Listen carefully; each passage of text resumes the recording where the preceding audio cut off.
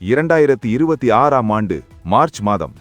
ஒரு பக்கம் உலக நாடுகள் எரிபொருள் விலையேற்றத்தால் திணறிக் கொண்டிருக்க, இந்தியா மட்டும் ஒரு மிகப்பெரிய மாஸ்டர் மூவ் விளையாடிக் கொண்டிருக்கிறது.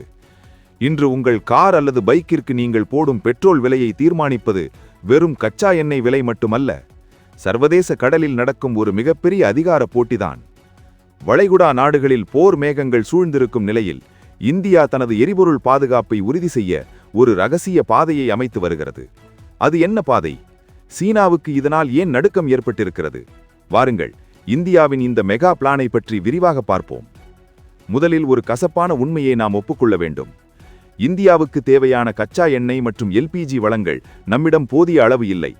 அந்தமான், ஒடிசா மற்றும் கோதாவரி படுகைகளில் நாம் எண்ணெய் எடுக்கும் முயற்சியில் இறங்கியிருந்தாலும் அவை முழுமையாக பயன்பாட்டுக்கு வர இன்னும் குறைந்தது 10 ஆண்டுகள் ஆகும். அப்படியென்றால் இன்று நமக்கிருக்கும் ஒரே வழி இறக்குமதிதான். ஆனால் நாம் நம்பியிருக்கும் வளைகுடா நாடுகள் இப்போது ஒரு போர் முனைக்கு நடுவில் இருக்கின்றன. ஈரான் இஸ்ரேல் பதற்றம், செங்கடல் பகுதியில் ஹூதி கிளர்ச்சியாளர்களின் தாக்குதல் என ஒட்டுமொத்த சர்வதேச வர்த்தக பாதையுமே இப்போது அச்சுறுத்தலுக்கு உள்ளாகியிருக்கிறது. குறிப்பாக ஸ்ட்ரெய்ட் ஆஃப் ஹார்மஸ் என்று சொல்லப்படும் அந்த குறுகிய கடல் பகுதிதான் இந்தியாவின் கழுத்து என்று சொல்லலாம். நாம் இறக்குமதி செய்யும் எண்ணெயில் பெரும்பகுதி இந்த வழியாகத்தான் வருகிறது.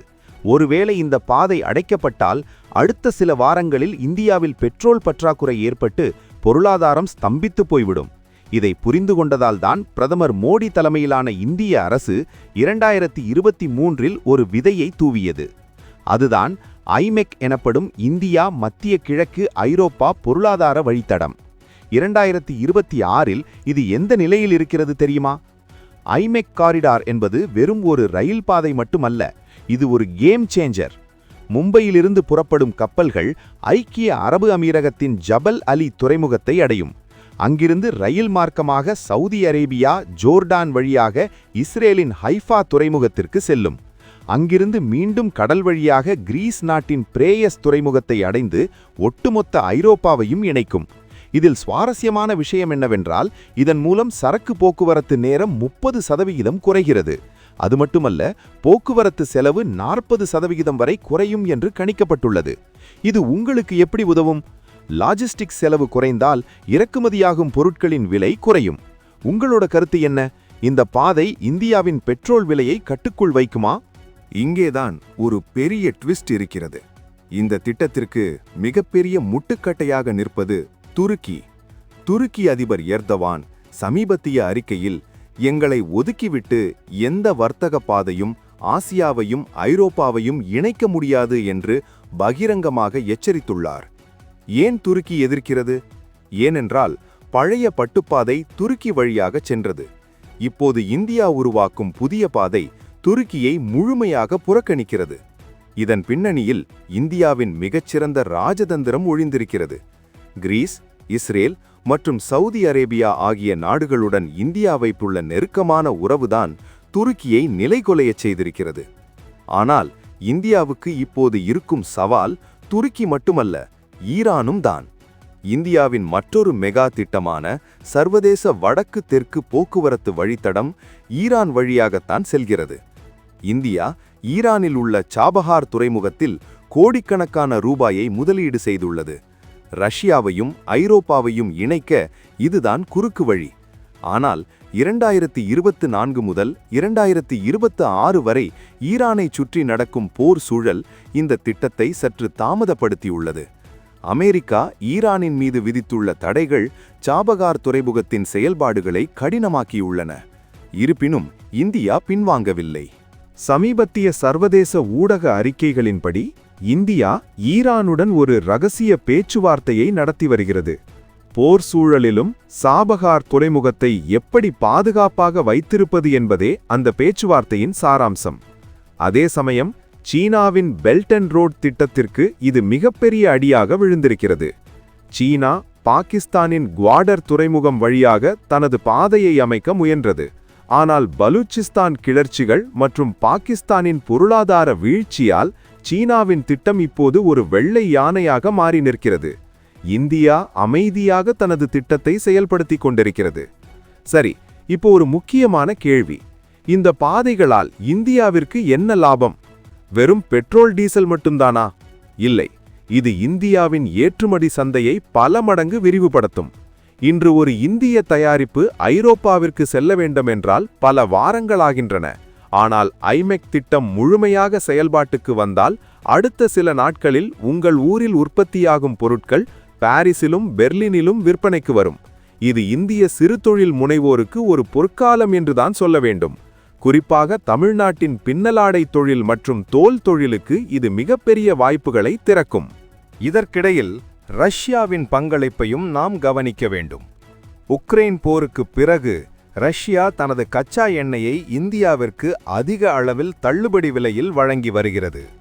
2026இல் இந்தியாவிற்கு எண்ணெய் வழங்கும் நாடுகளின் பட்டியலில் ரஷ்யா முதலிடத்தில் நீடிக்கிறது. ஆனால் இந்த எண்ணெயை கொண்டு வருவதற்கான போக்குவரத்து பாதையை சீரமைப்பதுதான் இந்தியாவின் இப்போதைய சவால். அதற்காகத்தான் வடக்கு கடல் வழித்தடம் எனப்படும் ஆர்க்டிக் கடல் பாதையை இந்தியா பரிசீலித்து வருகிறது. காலநிலை மாற்றத்தால் பனிப்பாறைகள் உருகுவது எதிர்பாராத விதமாக இந்தியாவிற்கு ஒரு புதிய வர்த்தக பாதையை திறந்துவிட்டுள்ளது. இப்போது ஒரு தொழில்நுட்ப ரீதியான விளக்கத்தை பார்ப்போம். ஏன் இந்த பாதைகள் இவ்வளவு முக்கியம்? ஸ்ட்ரெய்ட் ஆஃப் மலாக்கா என்ற ஒரு பகுதி இருக்கிறது. சீனா தனது எரிபொருளில் 80% இந்த வழியாகத்தான் கொண்டு செல்கிறது. இந்த இடத்தை கட்டுப்படுத்தும் அதிகாரம் மறைமுகமாக இந்திய கடற்படையிடம் இருக்கிறது. இதைத்தான் மலாக்கா டிலேமா என்று அழைக்கிறார்கள். சீனாவிற்கு இருக்கும் இதே பயம்தான் இந்தியாவிற்கும் ஸ்ட்ரெய்ட் ஆஃப் ஹார்முஸ் பகுதியில் இருக்கிறது. அதனால்தான் இந்தியா ஒரே பாதையை நம்பியிருக்காமல் பல மாற்று பாதைகளை உருவாக்கி வருகிறது.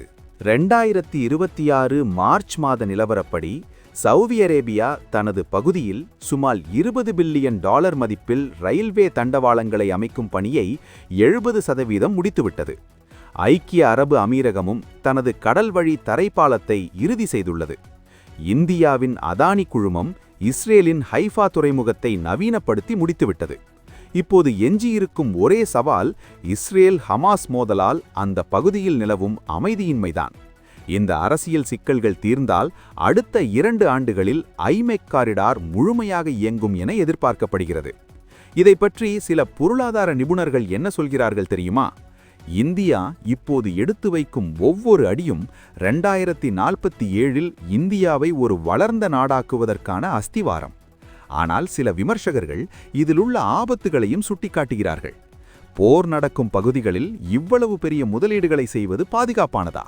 ஒருவேளை அமெரிக்காவுக்கும் ஈரானுக்கும் இடையே நேரடி போர் மூண்டால் இந்தியாவின் சாபகார் முதலீடுகள் என்னவாகும்?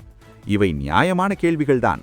ஆனால் இந்தியாவின் வெளியுறவு கொள்கை இப்போது மிகவும் சமநிலையானதாக இருக்கிறது. நாம் ரஷ்யாவிடமும் பேசுகிறோம், அதே சமயம் உக்ரைனுக்கும் உதவி செய்கிறோம். நாம் ஈரானுடனும் நட்பு பாராட்டுகிறோம், இஸ்ரேலுடனும் கைகோர்க்கிறோம். இந்தியாவின் இந்த மல்டி அலைன்மெண்ட் கொள்கைதான் சர்வதேச அரங்கில் இந்தியாவிற்கு ஒரு மதிப்பை பெற்றுத் தந்துள்ளது.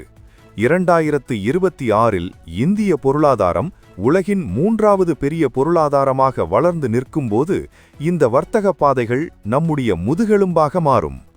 இங்கிருந்துதான் இந்தியாவின் உண்மையான எழுச்சி தொடங்குகிறது. நீங்கள் நினைத்து பாருங்கள், ஒரு காலத்தில் வெளிநாட்டு ஆக்கிரமிப்பாளர்கள் இந்தியாவிற்கு வர்த்தகம் செய்ய கடல் வழியாக வந்தார்கள். இன்று இந்தியா தனது பொருளாதார ஆதிக்கத்தை செலுத்த கடல் மற்றும் நில வழிகளை தானே உருவாக்கி உலக நாடுகளுக்கு செல்கிறது. காலம் எப்படி திரும்பியிருக்கிறது பார்த்தீர்களா? பொதுவான பின்னணியிலிருந்து பார்த்தால் வரலாற்றில் எந்த ஒரு நாடு தனது வர்த்தக பாதைகளை தானே கட்டுப்படுத்துகிறதோ அந்த நாடுதான் உலகை ஆளும் சக்தியாக மாறியிருக்கிறது. பிரிட்டன் முதல் அமெரிக்கா வரை இதுதான் வரலாறு. இப்போது இந்தியாவின் முறை. இந்த பாதைகளால் இந்தியாவின் ஒவ்வொரு குடிமகனுக்கும் ஏதோ ஒரு வகையில் லாபம் இருக்கிறது. நேரடியாக இல்லாவிட்டாலும் நாட்டின் அந்நிய செலவாணி சேமிப்பு உயரும்போது அது மறைமுகமாக மக்கள் நல திட்டங்களுக்கு பயன்படுத்தப்படும். வேலைவாய்ப்புகள் பெருகும். குறிப்பாக துறைமுக நகரங்களான சென்னை, தூத்துக்குடி மற்றும் எண்ணூர் ஆகியவற்றின் முக்கியத்துவம் பல மடங்கு அதிகரிக்கும். ஒரு குட்டி ரீகேப் பார்ப்போம். இந்தியாவின் திட்டம் என்ன? 1. ஐமெக் மூலம் மத்திய கிழக்கு மற்றும் ஐரோப்பாவை இணைப்பது. 2. INSDC மூலம் ரஷ்யாவை இணைப்பது. 3. எரிபொருள் இறக்குமதியில் ஒரே நாட்டை நம்பியிருக்காமல் கனடா, வெனிசுவேலா மற்றும் ஆஸ்திரேலியா என பல நாடுகளுடன் ஒப்பந்தம் செய்வது. இந்த 3 வியூகங்களும் இணைந்தால் மட்டுமே இந்தியாவின் எரிபொருள் பாதுகாப்பு உறுதியாகும். 2026இன் இந்த மார்ச் மாத புள்ளிவிவரங்கள் நமக்கு காட்டும் உண்மை என்னவென்றால், இந்தியா ஒரு மிகப்பெரிய பொருளாதார புரட்சிக்கு தயாராகிவிட்டது என்பதுதான். இறுதியாக இதையெல்லாம் பார்க்கும்போது ஒன்று மட்டும் தெளிவாக தெரிகிறது.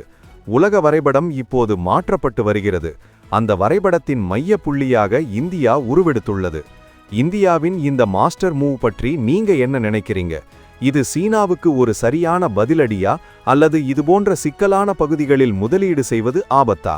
உங்களோட கருத்துக்களை கமெண்ட்ல சொல்லுங்க. வீடியோ பிடிச்சிருந்தா ஷேர் பண்ணுங்க. மற்றும் ஒரு முக்கியமான தகவலோடு அடுத்த வீடியோவில் சந்திப்போம். நன்றி, வணக்கம், ஜெய் ஹிந்த்.